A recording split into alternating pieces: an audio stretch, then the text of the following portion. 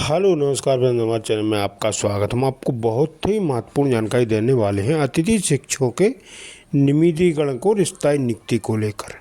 एक बहुत ही महत्वपूर्ण जानकारी देने वाला हूं मैं अतिथि शिक्षकों की स्थायी नियुक्ति को लेकर। अगर अतिथि शिक्षकों की स्थायी नियुक्ति कर दी जाती तो शिक्षा में और सुधार हो सकता है। ठीक है फ्रेंड्स, क्योंकि अतिथि शिक्षकों को ये टेंशन रहती है कि उनको निकाल दिया जाएगा। इसके कारण वो बच्चों को सही से पढ़ा नहीं पाते, उनके मानसिक रूप से प्रताड़ित रहते हैं। अगर उनको कोई स्थायी नियुक्ति मिल जाएगी तो 100% अच्छा रिजल्ट आएगा स्कूलों का, और बच्चों का भी भविष्य सुधरेगा और अतिथि शिक्षकों का भी भविष्य सुधरेगा। उनकी कोई विभागीय परीक्षा लेकर उनका नियमितीकरण किया जाए। जो योग्य अतिथि शिक्षक उनको नियमितीकरण किया जाना चाहिए। तो मैं इसके संबंध में पूरी विस्तार से जानकारी देने वाला हूँ। एक हाई कोर्ट में याचिका लगाई गई है अतिथि शिक्षकों को लेकर, तो उसके संबंध में पूरी विस्तार से जानकारी देने वाला हूँ। क्या है याचिका में, क्या कहना है, ठीक है फ्रेंड्स, और कब तक सुनवाई की जाएगी, और अतिथि शिक्षकों के भविष्य कब तक सुरक्षित किया जाएगा, पूरी विस्तार से जानकारी दूंगा। वो लाइव वार्ता भी आपको सुनाने वाला हूँ कि अतिथि शिक्षकों को किस तरीके से नियमित किया जा सकता है, अतिथि शिक्षक का भविष्य कब तक सुरक्षित हो सकता। तो आप वीडियो में बने रहें, वीडियो पूरा देखें। वीडियो अच्छा लगे तो लाइक करें और चैनल को सब्सक्राइब बिल्कुल ना नहीं अपडेट पाएंगे। वीडियो बहुत ही महत्वपूर्ण है मध्य प्रदेश के सभी अतिथि शिक्षकों के लिए। वीडियो पूरा जरूर देखें। की शिक्षा नीति को लेकर अक्सर सवाल पूछे जाते हैं, खास करके अतिथि शिक्षकों को लेकर सवाल पूछे जाते हैं कि क्या मध्य प्रदेश के सरकारी स्कूलों में जो अतिथि शिक्षक होते हैं उनकी क्या वाकई में आवश्यकता है। क्या सरकारी स्कूलों को नीड है अतिथि शिक्षकों की। क्या अतिथि शिक्षकों के बिना सरकारी स्कूल चल नहीं सकते। ये इस तरह के तमाम जो सवाल है वो पूछे जाते हैं। लेकिन अब एक नया अपडेट जो है अतिथि शिक्षकों के लिए आया है। वो अपडेट जो है आपके भी होश उड़ा देगा, क्योंकि अतिथि शिक्षकों के ऊपर जो है इस नए अपडेट में तलवार लटकती हुई दिखाई दे रही है। दरअसल ग्वालियर की एक पूजा पालीवाल नाम की रहवासी है, ग्वालियर में रहती है। तो पूजा पालीवाल ने हाईकोर्ट में अतिथि शिक्षकों को लेकर एक याचिका दायर की है, और उस याचिका में उन्होंने अतिथि शिक्षकों को हटाने की मांग की है कि मध्य प्रदेश के स्कूलों से अतिथि शिक्षकों को हटाया जाए। ये सीधी सीधी मांग पूजा पालीवाल ने की है। अब इसका कॉन्सेप्ट समझिएगा कि ऐसा पूजा पालीवाल ने क्यों ये याचिका क्यों दायर की है। दरअसल आरटीई के तहत ये याचिका दायर हुई है। अब आरटीई का मतलब होता है right to education. Right to education यानी शिक्षा का अधिकार। और इस आरटीई में एक महत्वपूर्ण बिंदु है अच्छी शिक्षा और अच्छे शिक्षक। यानी कि इसका सीधा सा मतलब है इस पॉइंट का कि जो नियमित शिक्षक होते हैं जब तक वो स्कूलों में नहीं होंगे तब तक बच्चों को अच्छी शिक्षा नहीं मिल सकती। ये पूजा पालीवाल का कहना है।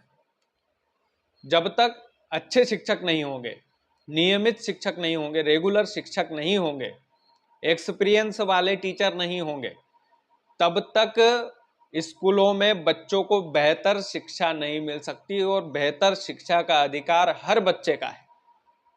जो सरकारी में पढ़ रहा है उसका तो है ही। वो इसलिए है क्योंकि बच्चों का बेस कमजोर हो गया है। वो बच्चों का बेस कमजोर हो गया है, इसलिए जो 1 लाख लगभग 1,75,000 पद खाली है मध्य प्रदेश के अंदर, उस पर परमानेंट भर्ती आप कर दीजिए। 1,75,000 पद खाली है, यानी कि सोचिए कि मध्य प्रदेश के स्कूलों में शिक्षकों की कितनी ज्यादा कमी है। मध्य प्रदेश में जो लोग शिक्षा के क्षेत्र में पढ़ाई कर रहे हैं उनको आप परमानेंट क्यों नहीं कर देते। क्यों अतिथि शिक्षकों को आपने रख रखा है। अतिथि शिक्षकों को रखने की क्या वजह है आखिर सरकार की। वेतन बचाना है, जो बड़ी बड़ी तनख्वाह मिलती है शिक्षकों को वो बचाना है, क्योंकि अतिथि शिक्षक कम में काम चला देता है। ऐसी कुछ मंशा है सरकार की। अब इस पर जो है हाईकोर्ट की सुनवाई होना है। हाईकोर्ट क्या आदेश देता है पूजा पालीवाल के इस याचिका पर, यह देखने लायक बात रहेगी। अगर हाईकोर्ट भी सहमत हो गया पूजा पालीवाल से तो अतिथि शिक्षकों पर तलवार लटक सकती है और अतिथि शिक्षकों को मध्य प्रदेश से हटाया जा सकता है, स्कूलों से हटाया जा सकता है। हालांकि बोलने और करने में बहुत फर्क होता है, क्योंकि अतिथि शिक्षक पहले ही बगावत पर है कि हमें परमानेंट भर्ती दीजिए, हमें क्यों नहीं दे रहे हैं आप, इतने सालों से मेहनत करवा रहे हैं, हम भी मेहनती है।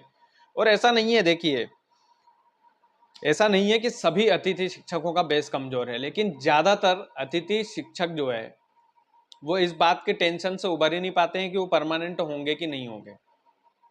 और अगर उन्हें नियमित कर दिया, ये 1,75,000 पद खाली है, अगर इन खाली पदों पर अतिथि शिक्षकों को ही नियमित रूप से शिक्षक बना दिया, तो फिर सोचिए कि मानसिक तौर से जो उन पर गुजर रही है कि वो परमानेंट होंगे कि नहीं होंगे, उनके भविष्य को लेकर जो उनके मन में सवाल चलता है, अगर उस सवाल से वो निपटारा कर लेंगे तो बच्चों की बेहतर शिक्षा के लिए, और इसमें चाहे कुछ पैमाना सेट कर दे सरकार, कुछ पैमाना भी सेट करना चाहिए कि जिन अतिथि शिक्षकों में काबिलियत होगी वही परमानेंट किए जाएंगे।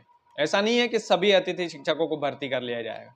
जिनमें काबिलियत है पढ़ाने की, जिनमें क्षमता है, उसके लिए एक अलग कॉम्पिटिटिव एग्जाम भले ही बना दे, एक अलग से ही। क्या जो अतिथि शिक्षक अभी सरकारी स्कूलों में पढ़ा रहा है, मेहनत कर रहा है, उन अतिथि शिक्षकों के लिए ये कॉम्पिटिटिव एग्जाम है, और अगर इसमें वो एलिजिबल होते हैं, इसमें वो पास होते हैं, और इसका जो कट ऑफ अगर वो निकालते हैं, तो 1,75,000 का जो खाली सीटें जो पड़ी हुई है, उन खाली सीटों पर उनको परमानेंट कर दिया जाएगा। तो इसमें क्या होगा कि दूध का दूध और पानी का पानी हो जाएगा। और ये जो अतिथि शिक्षकों की जो पद्धति है, इसको लेकर पूजा पालीवाल ने जो ये याचिका लगाई है कि जो नियमित रूप से जो शिक्षक होते हैं वो बेहतर तरीके से पढ़ा सकते हैं बजाय अतिथि शिक्षकों के, ये पूजा पालीवाल का कहना है, मैं बार बार बोल रहा हूँ। और राइट टू एजुकेशन हर बच्चे का अधिकार है, और अच्छी शिक्षा का अधिकार जो है हर बच्चे को है, चाहे वो सरकारी स्कूल में पढ़े चाहे वो प्राइवेट में पढ़े। प्राइवेट वाले तो खैर पैसा लेते हैं तो अच्छी शिक्षा देंगे ही, लेकिन सरकारी स्कूलों की हालत खराब है भाई साहब, मध्य प्रदेश के अंदर खास करके। क्या अच्छा एजुकेशन मध्य प्रदेश की सरकार सरकारी स्कूलों में नहीं दे सकती? ये सबसे बड़ा सवाल है। और क्या अतिथि शिक्षकों का रहना जरूरी है? ये सवाल याचिका में पूछा गया है, और इस सवाल पर जो है हाईकोर्ट से सुनवाई होनी है। 7 अगस्त को सुनवाई होनी थी, लेकिन किसी वजह से ये सुनवाई टल गई और फिर सुनवाई हो नहीं पाई। और अब आने वाले समय में जो है इस पर सुनवाई की जा सकती है, और अगर हाईकोर्ट ने पूजा पालीवाल की बात को गहराई से समझ लिया तो फिर मध्य प्रदेश की सरकार को आदेशित इस बात के लिए कर सकती है कि भैया अतिथि शिक्षक स्कूल में रहेंगे या नहीं रहेंगे, जो भी हाईकोर्ट के जज, उनकी जूरी जो भी तय करेगी। लेकिन अगर ऐसा होता है तो फिर क्या शिक्षा में बदलाव आएगा, ये भी सवाल उठता है। क्या मध्य प्रदेश की शिक्षा पद्धति बेहतर होगी? क्या मध्य प्रदेश की पूरी शिक्षा व्यवस्था के लिए केवल अतिथि शिक्षक ही जिम्मेदार है? ये भी सवाल उठता है। क्योंकि भाई आप देखिए कि मध्य प्रदेश के कई सारे सरकारी स्कूल हैं, कई सारे सरकारी स्कूल हैं जहां पर नए एडमिशन हुए ही नहीं, कई सारे सरकारी स्कूल हैं। और कई गांवों में तो ऐसे प्राइमरी सरकारी स्कूल है जहां पर बच्चों से ज्यादा शिक्षकों की संख्या है, और कई सारे सरकारी स्कूल ऐसे हैं जहां पर शिक्षकों की कमी है। तो ये पैमाना जो है ये सरकार को सेट करना पड़ेगा। जो अतिथि शिक्षक डेडिकेशन के साथ काम कर रहे हैं, जिनके अंदर काबिलियत है, उनको आप 1,75,000 जो पद खाली है उन पर भर्ती क्यों नहीं देते हैं? सरकार से सवाल तो पूछना चाहिए, क्योंकि पद खाली है भाई साहब, आप जबरन उनसे काम करवा रहे हैं।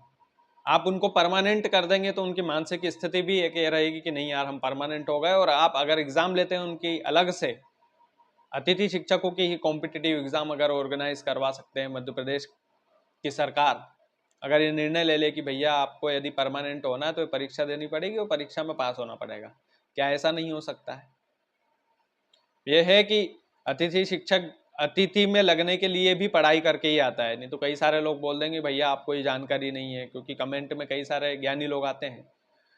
तो ये भी है, लेकिन फिर भी 1,75,000 पद जो खाली उनकी सीट के लिए यदि कॉम्पिटिटिव एग्जाम भी निकल जाएगी तो मेरे हिसाब से कोई गलत नहीं होगा। बाकी तलवार अब जो है वो अतिथि शिक्षकों के ऊपर लटक सकती है, और हटाए भी जा सकते हैं अगर हाई कोर्ट सुप्रीम कोर्ट तक ये मामला गया तो।